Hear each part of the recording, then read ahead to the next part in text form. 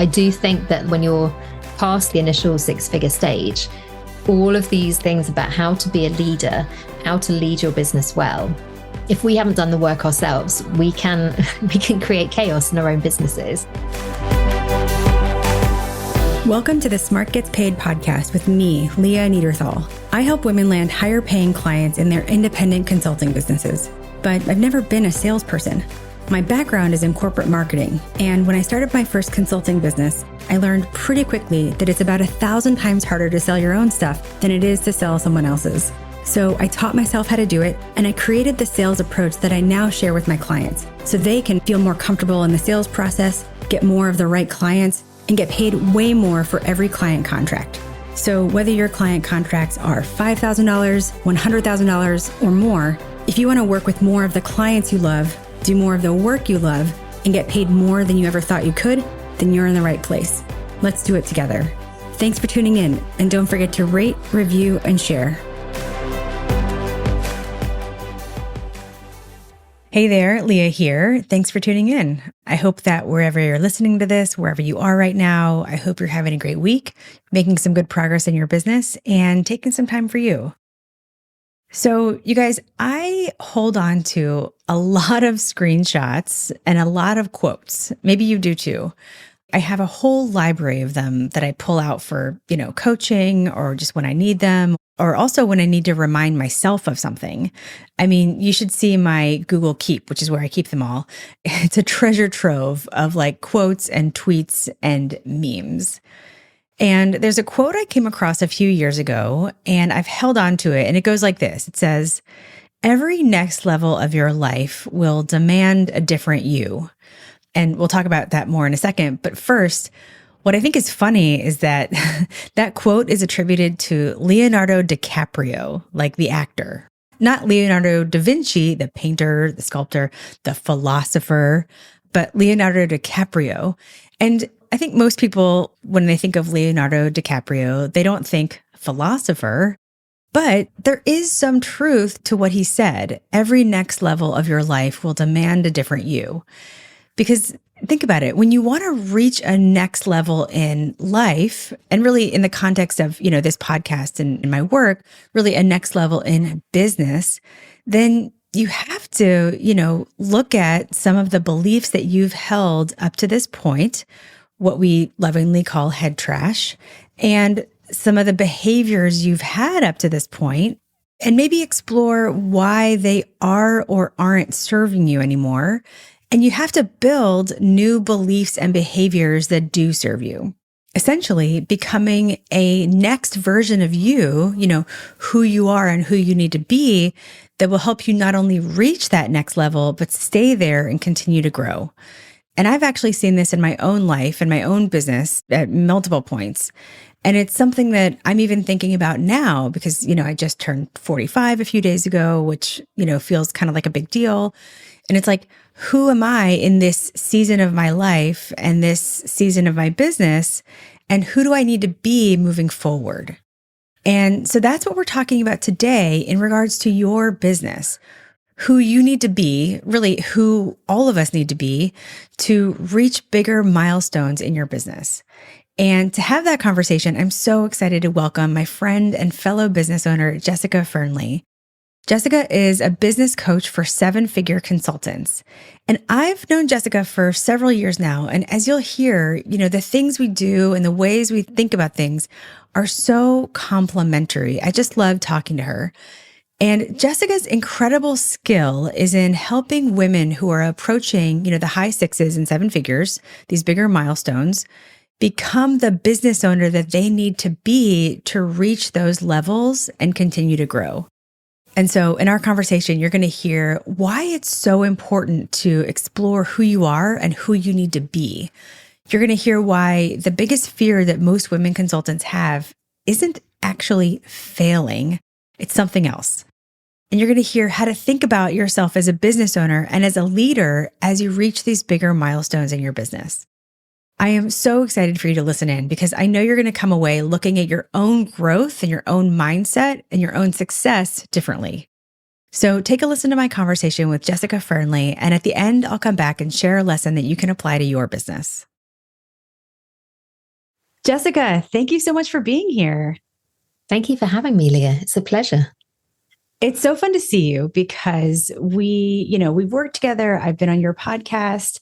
I feel like it's just nice to be back together. I can't believe it's been a few years now at this point. Yeah, we met back in like 2019, didn't we? So it's been a good long time. And I have to say, I have been consistently impressed by you, Leah, the entire time I've known you. And I love seeing your content. I was just saying to you, even before we started, I love listening to your podcast. I think you cover some really awesome content on there. So it's really exciting to be here today. Thank you so much. Well, that's our show, you guys. Thanks so much for Jessica for being here. That'll be the end. That's the end. No, it's so fun being in your orbit, right? So we met when you did Pack Your Pipeline. That was the first time we did something together. And then I remember that you just took it and ran with it. And I feel like even in the first couple months, I remember you got like tapped for a LinkedIn top voice. And I was like, yes. See, this is what happens when you really focus and you do the work and you put in the work. And now, I mean, you have this incredible audience and I love all the, everything you're putting out. And so it's been incredible to see how your business has grown and shifted. And yeah, it's been a bit of a wild ride. And I just really vividly remember, I don't actually do a lot of courses, but yours have been recommended to me. And I think I went to like a webinar that you did and I was like, oh my gosh, this stuff sounds amazing and exactly what I need. And yeah, it was a very exciting year that I did the course, because I am totally the kind of person, if I'm doing something, I do it 1,000%. And I took it really seriously. I followed it, I think, to the letter.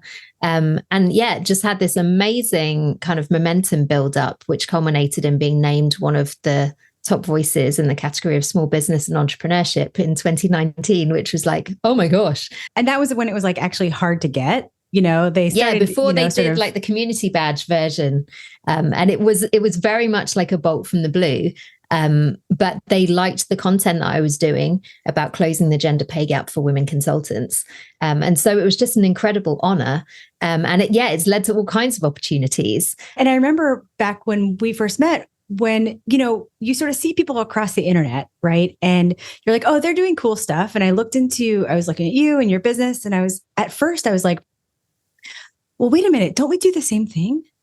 And then I dug into it a little bit more and you and I had some great conversations and I was like, oh, no, we don't, but we really do focus in different areas. So from your perspective, like where do you play and where do I play and how is that different? Yeah, well, I kind of think there's two dimensions to this. First of all, quite often, Leah, you are teaching people how to do the nuts and bolts, like how to get a good lead, how to write a good proposal.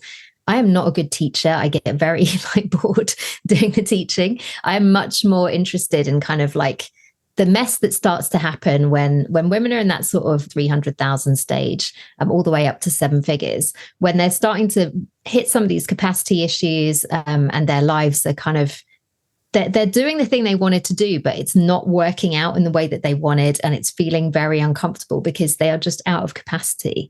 So in my mind, I often see it as like, Leah, you help them get like booked out and fully sold out with the things that you teach and the kind of really logical and logistic way that you go about that. And then in the later stage of business, when it's more about like the personal game they need to be playing, it's like, right, let me teach you why you're not doing the things that you say you want to do. Because I think that we get these huge emotional blocks that come up because it's a huge transition, isn't it? When you get past the point where you were earning in corporate, I think that can be a really powerful thing. Because suddenly it's like, oh my gosh, I've not made this much money before. And all of these like mindset things start to really kick in. And I'm sure that you've noticed that like in your clients as well, Leah. It's just, it can be something where people start to feel really uncomfortable, sometimes even unsafe in their business. And they're like, seriously, this is working. It's freaking me out. We are so comfortable when things are not working and when they feel messy and frustrating. But when we start to get into that almost like open green field stage of business, where it really is just like, okay, if we take on 2 more clients and if we push up the prices and, there are just things we can do, 7 figures is literally, it's on the table. It's something that people can achieve. I think that can be a terrifying thing for a lot of women. We enjoy almost the feeling of like not being able to get there. And it's quite a daunting thing to go through. But yeah, I think in a nutshell, I think that you often do a really great job with like the logistical side, the practical, tactical.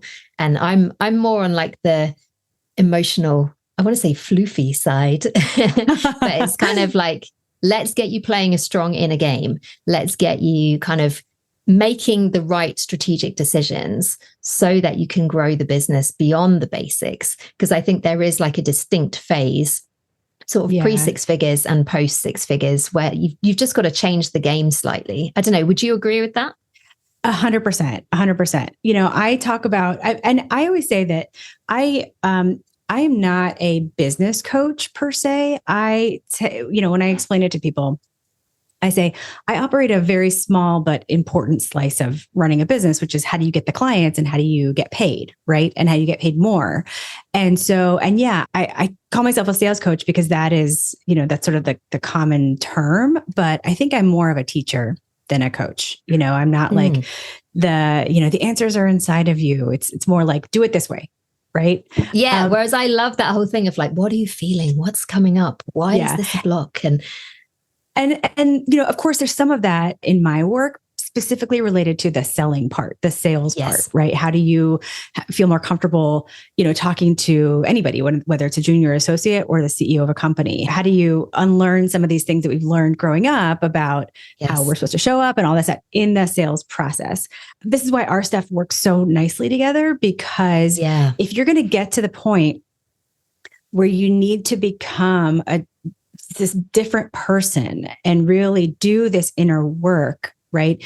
You have to actually get there. And, you're getting there because you know how to generate revenue, right? And so it's like, you have to know how to do what I tell you to, teach you to do in order to even have the privilege of exploring who do I need to be to take my business to 7 figures and beyond, right? I always feel like if I've worked with somebody and they get to the point where they need you, then I've done my job. And so I always, I say that like there's the problems in a business, in a consulting business, like never go away, but you upgrade your problems. And you sort of, you upgrade the problem from how do I make money, or, how do I get more of the right clients and how do I get paid more and all that stuff. And then you upgrade to the type of problems that you actually face at that next level, right? At that, and it's fascinating because some problems are exactly the same. They're just like with bigger numbers involved, like kind of scarcity, fear of like losing it all. Like, what if the business just like goes away? Whereas some things, they are literally things that happen when you are in a situation that you've never been in before. And I think money always provides like a fantastic arena for all of these things to play out, because like I shared before, I think when you are in a situation where you have more money than you've ever had, it's tempting. And I see this a lot. Women are still playing some of the scarcity games that we play of like, oh, I can't afford that. Now, how do you as a person deal with, no, I can afford everything. I can afford anything that I want at this point. And yet there's still part of you that feels like you don't deserve it. You didn't earn it. It was too easy. If it's not hard, then it doesn't count. And that whole thing of like, oh, I made the money, but it doesn't count. I hear women say versions of that all the time, from like, oh, I was 10,000 short of my $500,000 goal for the year. So I didn't hit it. So I don't get to celebrate. And I'm always like, I'm sorry, are you joking? Like, look what you did. So I think there's a fascinating array of things that can come up. And I think our subconscious minds are endlessly creative. And we can develop problems that we've never had before and things that we worry about that we've never thought about before. And really, it comes down to like, I need to be comfortable becoming my next level self. I need to be comfortable with this new version of me that is in some ways very similar to who I've always been, but in some ways is actually quite different. It's a fascinating process. I know it is, because parts of it sort of show itself as when you start to get bigger clients or make more money or what have you, and you start to see that the things you're doing are working, right? And I think that what you're talking about around these problems that sort of rear their ugly heads, or we will find ways to make problems. And I think self-sabotage is Yeah. comes up as well. Well, so I want to maybe let's shine a light on what are some of the more common things that you might see when it starts to work, right? And they start to get into these higher numbers and they're making more than they ever have. What are some of the most common parts of themselves that come up that are maybe preventing them from being their next level self? Or that's a great question. Yeah. I definitely find that, like, I call it like a don't look down moment. It's when you've just been kind of sailing along, and I'm sure you're familiar with this, when you just get good at sales and you're like, haha, this is easy. Everything just happens. And the numbers keep going up and up in the business. And then you hit like some kind of road bump, and it's not always something very significant. It's not like, oh my gosh, my revenue just fell by 50%.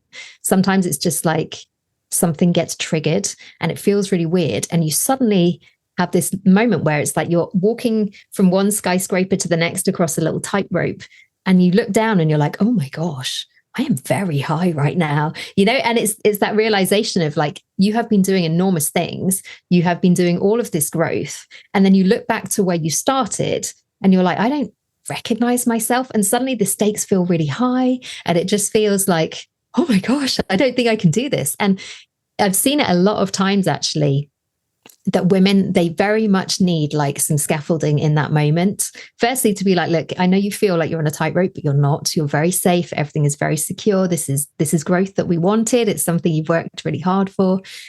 Because I think that's definitely another thing. If it feels like it's been too easy, then that really freaks people out. I think we have so much conditioning about it has to be hard to make money. And so then suddenly when Absolutely. It's like, no, that's actually quite easy. And one of the things that I encourage my clients to do is have a minimum contract size of $100,000. And with the kind of consulting that they're doing, actually 200 to 400,000 is very plausible. So what you end up with is a business where you sometimes have less than 10 clients and you're in the high six figures, you're doing seven figures. And it's that moment of like, this is just so easy. And I think what you were saying before, Leah, about self-sabotage, absolutely that can come in. Whereas, if we find it to be too easy, we will create ways to make it harder. And I think it's always really interesting. There are just these points in business, and I've absolutely experienced this, where you kind of have like two narratives running. The one of like, I do not feel good. I feel like this isn't going well. I feel frightened for the future. And then you look at what you're doing and you're like, oh my gosh, no, I'm doing so much better than I think I am. Why does it feel like this? But quite often women will just be like, I want to quit. I want to get a corporate job. I want to go back. And you sit with it and you're like, why? What's happening? And they're like, I just don't feel good about this. I don't trust it. It's too easy. Right. I don't trust it. It's too easy. It could all go away. And if it goes away now, it'll be even more disastrous. So, So what can you do in that moment? I mean, what's the kind of scaffolding that you're going to want to think about in that moment? Yeah. Well, the thing is, this is so personal for each client, because it really depends, like, what has your life been like? What has your childhood been like? What was your exit from corporate like, or your experience in corporate like? Because I think there are these traumatic things that can happen to us in all of those stages, where we can almost like take on like narratives sometimes that don't belong to us. If a manager has told you that you're not good with people, or you're not good at managing your team, that will very often be something that women carry with them into their business. And they're like, I will do this as a solopreneur, but I will never build a team because I'm not good at that. And sometimes we need to almost rewind like 10 years to the point that they were told that by their line manager and be like, do we think that maybe that was unfair criticism? Or could it be that that was true at the time, but you've had 10 years to develop? And this is something that actually can be learned, and you are able to do it. So I think it's a little bit of deconstructing of some of these narratives that we allow to build up. I think it's also like looking at like, what is the fear? Like, with some of these things, if you suddenly get that don't look down moment and you're terrified of everything, it's like, what is the fear actually about? Because when we understand that in specific terms, often it just goes away when you shine a light on it, or you can realize there is something here. Like, I think often if you've been part of a toxic workplace, which a lot of women who become consultants, they have left for a specific reason. Maybe there was bullying in their team. Maybe they were directly bullied. Maybe they were pushed out of their job.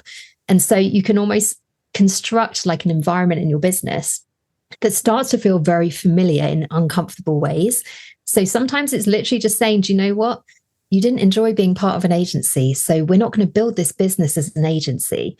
And realizing that you have full control over the way that you do everything. And that's very important when I work with clients, because I've got a lot of experience from my career, but also from 10 years of working with women entrepreneurs and consultants. I've seen a lot of different things. So we don't just have to build it one way. We can really create it to be exactly what they're looking for. You're totally right. And I've heard something very similar. Like I'll, work with women who are solopreneurs, and like most of my clients are, and they'll say, well, I don't want to build a, huge agency. I came from the agency world. And I don't say this out loud, but I'm thinking like, these are not the only two options. There's a huge chasm between you being a solopreneur and, the 500,000, 10,000 person, multinational corporation you came from. And just because you take one step out of solopreneurship doesn't mean that you have this like massive agency. And I think what it tells me in that moment, words offer clues, right? And so, clearly it's like file this away, because clearly that experience, it meant something to this person, to this woman in some way, yes. Right? That it's like either solopreneur or massive thing. And so you're right. I think one challenge is, we only have the experiences we have, and there's not a lot out there about like what it looks like to run a consulting business at different, sizes or stages or whatever. I always tell women that like, the reason why even women who start consulting businesses, they want to work directly with clients, right? The reason why you think that you have to make a course or sell a $47 thing or, have a membership or whatever is because those are the people who are advertising to you, right? Yeah. Those are B2C businesses. So that's what you see. And the women who are running like really successful B2B consulting businesses at the low seven figures, the mid seven figures, the high seven figures, right? Like those are hidden. And we just don't have visibility into what that looks like. And so it's like, if you don't see it, you can't be it, right? And so I think part of this is, showing them and telling them there are other ways, and whatever you dream it to be is what it can be, right? Is there any part of that, how would you respond to that? Oh, I agree 1,000%. I speak so much about like you don't need a B2C business model. You don't need to have a big email list. You don't need to do these things.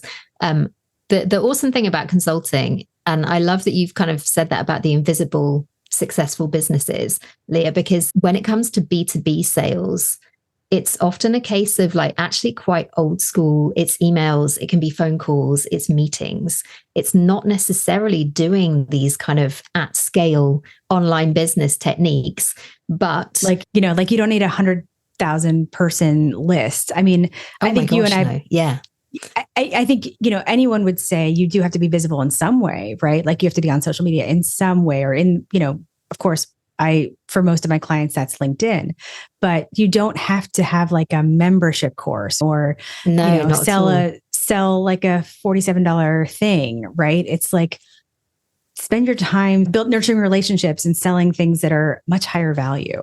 Yeah. Well, and the thing is, once you've built like, I call it kind of stage 4 work. I have like a 4-stage framework, with stage 1 being like entry level, like training. It's repeatable. You can get a junior on your team to do it, through to stage 4, which is like, this is the highest ticket work that you'll do. It's often being the trusted advisor. You get paid for your brain. You get paid for the words that come out of your mouth to your client. And these are the things that you can often charge very high ticket for, which that's a mindset growth area in itself. But quite often, if you stack your business revenue with stage 4 work, like I said, I encourage people to charge $100,000 for their core thing that they offer. If you get 10 of those, you're at 7 figures. If you can increase the price beyond $100,000, that makes it less than 10 clients, which is even easier. But once you've nailed that, if you are building an audience on social media around your brand and your thought leadership, you can actually build in some of those B2C things at that stage when you have the budget to fund them properly and resource them. And then it becomes like a bit of a sort of momentum building thing where you can grow both ends of the business from each end of the business. I call it sort of the yin yang business model. I love it. But you do not need to do those things. And I think that it's always really interesting seeing what people think they have to do. And sometimes I think women can get in this almost rebellious stage where they're like, I don't want to do these things. And it's like, okay, don't do them. And quite often they're like, oh, I thought you were going to tell me that I had to. And it's like, that's not how I coach. But I think it's always a challenge for women to understand that they don't necessarily need to do things they don't want to do. Because one of the things that I very much teach is like, let's lower the path of resistance, or let's lower your resistance to some of the things that you think you need to do. Let's only do stuff that you actually enjoy and that makes you feel really good. And because actually that is the quickest way to take crazy action, because if you feel really good about it, you're going to tell everyone that you're doing it. And then that's the visibility piece.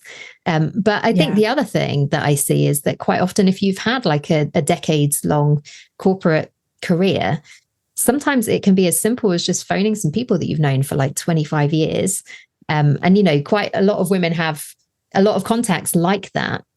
You can get quite a lot of your work from your network. So that means that, yes, you can still be present on LinkedIn, because I think it's always useful to let the world know that you're there. And I certainly find there are people who I have never seen engage on any of my stuff. I wouldn't know that we're connected on LinkedIn. And yet when they come forward to work with me, they're like, oh yeah, I've been following you for like a year. I've been listening to your podcast. I love it. And it's like, you never said. Like, I had no idea. Those are the lurkers, right? We love the lurkers. Exactly. And it's impossible to know that they're there until they get to that point where they come forward. But I think that it's just a bonus to be active on LinkedIn, because there are always people watching and being impressed by what we're doing, even if they don't give us that clue until the very last minute. Absolutely. And I think you're totally right. Like, in terms of when I think, when I also think of like the visibility piece, not just in sort of showing up on social media, which is sort of a, to some degree, you can't be quietly awesome. You do have to be visible in some way. But I think there's like just visibility into how people run their businesses, right? Like, who is on your team? When did you bring them on? How did you start to peel off things? And all of that is hidden as well. And so I think a lot of women are just, we can only operate with what we've seen. Right. And so they're sort of using that, and it is sort of holding them back and making them play small. Right. And you talked about some fears that women have as they're growing their business and, being more successful. I kind of feel like a lot of women have an unspoken, of course, there's a fear that things won't work out, that it'll all go away. But I think there's a unspoken fear of success as well. Fear that it will work out. Do you see this? And, how does that come up in your work? Yeah, that's such a great question, because I think it's always really interesting. The people in our lives who are really excited for what we're doing. It's weird and it's unusual to be a woman entrepreneur who is making money and is successful. And that annoys me. And I imagine that it annoys you as well, Leah. But the odds are not in our favor in those terms, with 2% of women entrepreneurs getting to 7 figures. Apparently 90% of women entrepreneurs don't make it to 6 figures. So, for everyone listening, if you've already hit 6 figures, you are in the top 10% of women entrepreneurs. That is a very exceptional thing. What we sometimes see is that people have a category for struggling female entrepreneurs, but they don't have a category for successful women. And so there can be people who are really excited for you and are really pleased about that. But there can also be people who may not say it, but they are not that happy for you. And I think when we change, And this is so fascinating to me because I think it happens across so many different kind of intersections. But if you are known for not having money, like not being in a good place, it can really shift the balance in a lot of your relationships. If you then suddenly become someone who's quite successful, someone who's financially independent, I think that can trigger stuff in other people and it can feel deeply uncomfortable. And in my program, the Seven Figures Club, one of the things that comes up as conversation fairly often is just this thing of like, is it okay to tell people that we're successful? Is it okay to talk about numbers? And if you can do kind of $100,000 in sales in a month and that kind of thing, how do you hold that with other people, other entrepreneurs? Because sometimes if women entrepreneurs are engaged in the struggle phase, I regularly upset people just by the name of my company being seven figure consultant.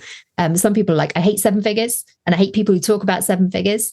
And I think it's almost a challenge to kind of have people be open to that, because I think seven figures is not like this high mountain for women entrepreneurs who are consultants. I think it's actually quite a logical thing for them to do.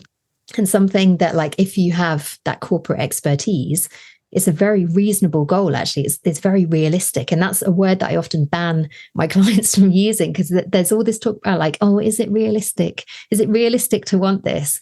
But I think that seven figures is realistic for women consultants. But I think that it's something that we have to learn how to hold when we become successful. Even when it's that kind of invisible success that people might not know that you have a consulting business, they might not know how much money that you make. But it does mean that the kind of camaraderie that you have, like when you're a struggling entrepreneur, you can't really be a part of those circles in the same way. And I do think that it's a shame, but it's also, it's kind of a privilege. But that in itself is a very complicated thing. Like, I think when you can increase your personal net worth substantially, you kind of are creating your own privilege. But that is also a deeply uncomfortable thing that we need to make our peace with. I mean, what's your feeling on this, Leah?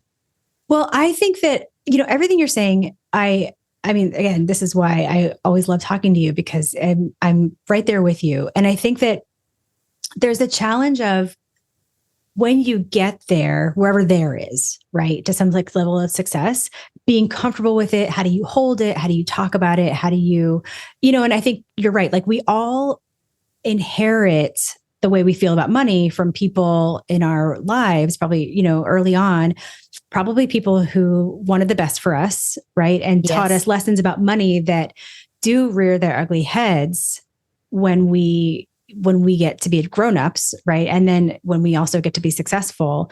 And then all of a sudden, the way we feel about money is like what your grandmother told you when you were 4 years old. And we do have to sort of unpack that. But I also think that there's the fear of success that keeps people from even getting there, right? Like you said, I hate seven figures. I don't want to talk about seven figures. I think that, this fear that it actually might be successful, very few people actually say that, but I hear it in other ways, Yeah. I just recently did the CRM setup boot camp, and we talk, we set up your pipeline and you set up your CRM, and we identify people to start to reach out to, who are people that right? Who you probably haven't talked to in years. And one thing that I hear a lot is like, well, I don't want to do any outreach because like, I don't want to get overwhelmed with work. Right. Yeah. I don't want to get overwhelmed with work. And so we talked about that in the boot camp, and I sort of broke it down. I'm like, think about all of the steps that have to happen between you sending an email to, I don't know, reconnect with somebody you used to work with, just like you mentioned, to starting conversations, to the sales process, which can take 3 to 18 months, to them being ready, to them having a need and being ready and having budget alignment and all that stuff. And also, by the way, you're in charge. Nobody is going to force you to work with them on a timeline that doesn't work. And it was like this, light bulb moment for people. They're like, wait a minute, because I think it is this holdover from corporate, right? Like when you're in these early roles and you do have to take on whatever people throw at you, but at running your business, you actually don't. But the clue is in the question, or the clue is in the objection, right? It's like, I don't want to do anything because I don't want to get overwhelmed with work. To me, that's like, it's a fear of success, like fear of it working out. And so 100%. it keeps us where we are and then makes it uncomfortable when we get there. Right. I don't know. It's very complicated. Yeah. And I think it's really interesting, that whole thing, because often I think when you start to build up momentum in your business and you're getting lots of inquiries coming in and you're creating proposals, and I think that can freak people out because they're like, what is happening? Because if you're not really having to do much marketing, if you're not having to try particularly hard, and I see this for my clients quite often, because I do my best work with clients who are really good at sales, because like they're creating this chaos for themselves because they are like, I've got more work than I can handle. What do I do about this? And it's always like, don't worry, I can tell you what to do about this. This is my wheelhouse. But like, I think that people can often be managing quite a bit of anxiety behind the scenes by being in control of everything. And when the business is going quite slowly, you can be in control of every single comma on every single email, and everything happens the exact speed that you want it to. Whereas when you get more leads and inquiries coming in, when you're sending out proposals all the time, you're getting them back and people are saying yes. Firstly, I think people start to panic because they're like, well, what am I going to do? Because I don't have the team in place to deal with this. I don't have the capacity. We need to build resource. And then people are like, well, what do I do first? Do I build the team or do I get the work? Because if I take on the team and I don't have the work, then I'm paying them and they don't have anything to do. But if I get the work in, then we'll be overwhelmed and I'll hire bad people because I'm in a rush. And so I'm always like, look, you got to build both at the same time. You got to hire people, and you have to face that down and not be intimidated by it. But I think it always feels, and you know, a lot of us as women entrepreneurs, we have anxiety. Being an entrepreneur is quite a terrifying thing a lot of the time, and that's what makes it fun, and that's why we love it. But I think sometimes if we're used to being in control in order to manage our personal anxiety, it feels like this train that is like out of control and it can't be slowed down, and the business is speeding up, and we're like, no, I'm not comfortable with this. And I think it's a process of separating out like you, the person, and you, the business. And we will get to a point where like the business is actually a team of people. So in order for something to happen, it's not like you, the person, doing everything yourself. It is the business doing those things. And you could be on holiday. You could be like sitting with your feet up, drinking margaritas if you want to. Whereas the business is working very hard. So I think there are some of these it's like a growing pain. And we have to know that that's all part of the process. But I think exactly what you're saying before, Leah, if you get more work than you can handle, then you say to people, right, we're going to be doing this work in Q2. I'm available to start this in June or whatever it might be. And I speak to women all the time who are terrified to say that. And I wonder if it is like a corporate hangover. But also I think I've met people who, when they hear what I do, I remember someone said to me once a few years ago, like, oh, I bet you have to like take every bit of work that comes your way. And I was a bit like, if you want to think that, that's fine with me. But I think, you know, when we're new in business, when we're new as consultants, and I think consulting businesses can build up actually within a couple of years, they can be quite big and quite overwhelming in that time. And you haven't had time to do the personal work to catch up with it yourself. So I think sometimes we can still be in that mindset of like, this is a new business. I need to say yes to everything. And it's starting to rewire some of that and be like, calm down. You're the CEO. You are in control of this. You can say yes to things. I think for women, saying no to anything, that can feel very difficult and it can feel very uncomfortable. And, you know, there's all kinds of reasons, you know, within our family structures, within society, within corporate workplaces, and why that's the case. But it's learning, actually, you can tell people when you will be available to work with them. That's actually something very common, even in consulting. You don't have to bend over backwards. And I think it's part of like standing in your own authority and your own power. If you're sought after and in demand, you're going to have to start like laying down some of these boundaries with your clients. Otherwise, it can send you around the bend. Totally. I mean, being able to say no is a privilege. It's not a burden, right? It's a privilege. It means that you've done some things right. You know, it's, you have a full pipeline. You can say no to things. You are planned out. So you know what you're going to do 6 months from now. Instead of having to take on everything because you have no pipeline, you have a scarcity mindset and you're not charging enough. You are working with fewer clients that pay you more and you're in charge. Right. Yeah. And so I think that if you're saying no to people, you're doing something right. It's not that you're doing something wrong. And I think you're right. It is, from the moment we were on the playground as little girls, we've learned lessons about what it means to say no or, be liked, or don't be difficult. Don't be difficult. You have to be liked, and setting boundaries and women are certainly learning it in my program. I know they're learning it with you too. And I think that for as much conditioning as we had on that growing up, it will probably be a lifelong learning journey, going forward. But it's really, like I said, you're upgrading your problems, right? Exactly. And when you get to the point where you're making great money, you have a full pipeline, you're dealing with bandwidth issues, success gives you choices, and you can choose how you adjust and how you grow or how you set a boundary. And so it's really, it might be uncomfortable, but I promise, because I've worked on it, I know you have too, it gets a lot easier. I still hate saying it sometimes.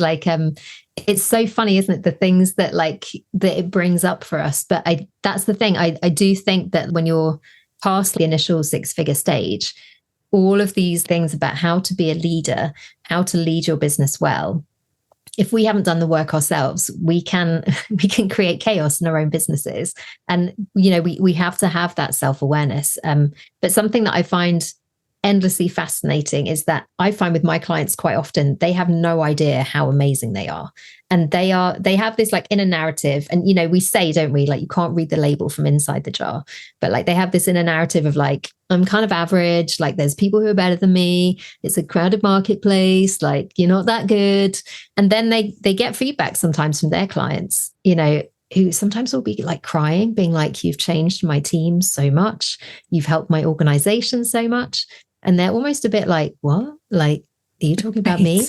And it's do you understand how exceptional you are? Do you understand how gifted you are at what you do? Because that's really at the crux of a lot of this stuff. I think often we have all the wrong ideas about who we are and how we impact in the world and what our skill set can actually mean for our clients. And it's that process, I think, of really stepping into that. And like I said, separating out you, the person, and you, the business, and making peace with some of these things about ourselves. I think, if you're a impactful woman in a corporate career, you don't usually, maybe that's a bit strong, but I was going to say you don't usually get given a lot of encouragement to be, more than you're already being. Quite often as a woman in corporate, you get told can you just be a bit less, please? Can you stop upsetting people or having opinions, or can you just be a bit easier to get on with, whatever it might be. And I think that we take those messages to heart all too often. And it can end up with a situation where we're still correcting for problems that were never actually ours. Because so often, the feedback that we can receive in corporate, it's actually something that belongs to the person who gave us the feedback. And it was never even true. It's them being triggered by us. So, there's just so much to this whole thing of who am I as a person? How do I impact in the world? I just see time and time again, women are so much more than they think they are. Yeah. Oh, say that again, what you just said around we're correcting for problems that weren't ours in the first place. Yes. We're kind of coming out of a meeting being oh my gosh, they told me that I can come across as arrogant. And what that can sometimes mean is that you were better than your line manager in that situation. They started to freak out that you were going to take their job because frankly, you deserve it. So instead of being oh, hey, we should be looking at development opportunities for you, we should be helping you, they make you feel bad about yourself so that you don't trigger their insecurity. And then you internalize that and carry it with you for 10 years, feeling like, oh, it's me, like I'm arrogant, I like upset people, I rub people up the wrong way. And it's like, that was never your thing. That never belonged to you. That was always about the other person doing what they did in that situation because of their own insecurity. It's insane. Oh my gosh. Okay. So if you're listening to this and you have that head trash that we talk about, right? Like I'm arrogant, or I was told that I can't do this or whatever. I love this as just an intellectual exercise. Ask yourself, is this really a problem, or have you been correcting for somebody else's problem? Oh, I just love that. So Jessica, what are you working on these days? And to fill us in. It's funny you should ask, because I am just finishing up at the moment my first book, which has been a 2-year-long project at this point. It's called Too Much. And to be honest, it's about the thing that we were just saying, like, you know, that feeling that we can have from like our families sometimes, or like our corporate career, or just our life in general. Like, you are too much. You are too loud. You are too full of ideas. You're too full of energy. I have felt this my whole life. And it's fascinating, because I think it's not really been until I've become an entrepreneur myself that I've been like, oh my gosh, other women all over the whole world feel like this too. Other women have this message kind of given to them throughout their whole life. You are too much. Please, can you be less? Please, can you like fit in with other people more? Whereas, you know, as entrepreneurs, it's the perfect playground for us to 10 it up to 11 and to like make everything full color saturation. You know, and I think the things that we often need to be less of in corporate, we need to be more of as entrepreneurs. So the book is like a real rallying call to women who also have been told consistently that they are too much. Can we agree that this is a really good thing? That the things about you that are too much are more about the place where you are spending your time and your energy, rather than you, the person. Oh my gosh. I love that. And I love that title too. And you're right. I mean, I think some of the holding back, actually, now that I'm thinking about it, a lot of the holding back is that as an entrepreneur, is that you're playing small because being told that you're too much. And it's the opposite of what you should be doing here, right? Yes, as you know, exactly. You really, I love that you said it's the perfect playground for that. So 2 years, such a labor of love. So we will keep an eye out for when that comes out. It will be very soon. Awesome. Jessica, where can people find you? So if you come and find me on LinkedIn, I create content on there, as Leah does. I have a LinkedIn newsletter called The 7-Figure Consultant. I also have a podcast also called The 7-Figure Consultant Podcast. And my website is jessicafearnley.com. Awesome. Thank you so much for being here and sharing this and having this conversation. I mean, let's continue it. And I know we will, because this is something that I know it's so dear to you. It's so dear to me. And we've come a long way in this, but we have a long way to go. So I think if we can, with the help of you guys listening, if we can raise all the ships here, I know that it will be a total sea change. Yeah. And I know that, like, Leah, you and me, like, we are here for women consultants, and it's such a kind of central part of like the mission that we both have. And I'm so glad that I met you.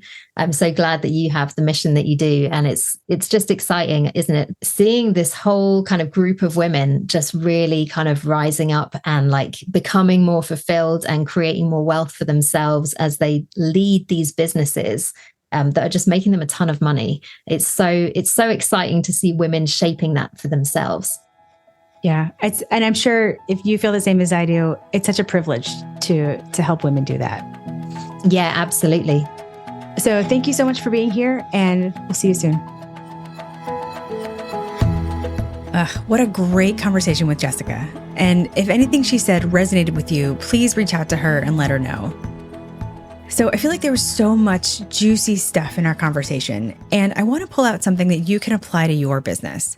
And it's this idea that I think underlies everything we've been talking about, which is that reaching new milestones, or being, what we think of as successful, is as much about your mind as it is about your money, because your business will grow to the level that your beliefs allow it to. And when you can shine a light on those beliefs and really understand if they're still serving you, or maybe how they're playing out, And if you can rewrite those beliefs with ones that are serving you, then you can really unlock a new level as a business owner. I mean, we see this all the time in the academy. Like just the other day, one of our members was really struggling because she felt like it was rude to say the price of her work in a conversation. But it's costing her time because she's spending all this time writing proposals and she doesn't know whether clients can say yes to her fees or not. And it's costing her money because when she does sit down and write this proposal, she's negotiating against herself and saying, they'll never pay that, and sort of dropping the price. But when she shined a light on this belief that it's rude to say the price, and she began to understand that it's not rude to talk about price, it's actually part of business. And it's actually kinder to say the price up front because then, the client doesn't fall in love with something that they can't afford. Then she was able to start saying her price in the conversation. And she overcame this huge hurdle in her business development. So what I want to leave you with, and what I want you to think about, is what's something that feels uncomfortable to you in your business development process?